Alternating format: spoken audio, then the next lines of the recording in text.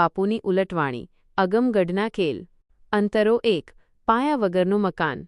વાણી: પાયા વગરનું મંદિર ચણ્યું, એમાં જ્યોત જલે છે ન્યારી, સાગર કોરો રહી ગયો ને મૃગજળમાં ડૂબી ગઈ ન્યારી.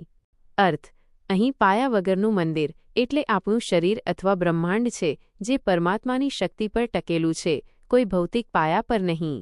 સંસારના મોહમાયા મૃગજળમાં માણસ ડૂબી જાય છે, જ્યારે જ્ઞાની પુરુષ સંસારમાં રહીને પણ જલકમલવત કોરો રહે છે.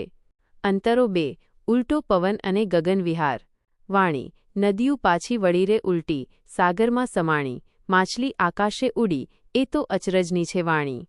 અર્થ: જ્યારે સાધક યોગ સાધના દ્વારા પોતાની ઇન્દ્રિયોને બહારના વિષયોમાંથી પાછી ખેંચીને અંતર્મુખ કરે છે, ત્યારે તેને નદી ઉલટી વહેવી કહેવાય છે.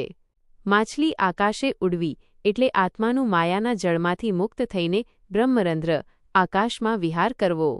અંતરો 3. વણઝાર અને વ્યાપાર.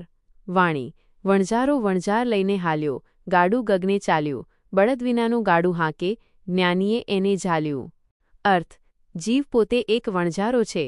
આ શરીરરૂપી ગાડું કોઈ ભૌતિક બળદ, સાધન વગર માત્ર પ્રાણવાયુ અને પરમાત્માની સત્તાથી ચાલે છે. જે માણસ આ ભેદ જાણી લે છે, તે જ સાચો જ્ઞાની છે. અંતરો 4. અંતિમ લક્ષ્ય: નિર્વાણ. વાણી: કહે પ્રભુદાસ સુણો ભાઈ સાધુ, આ પદ છે અવિનાશી, જેણે નિજને ઓળખ્યો એની મટી ગઈ ગર્ભવાસની ફાંસી.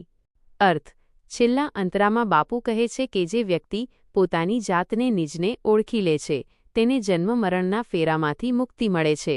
આ જ ઉલટવાણીનો પરમ અર્થ છે.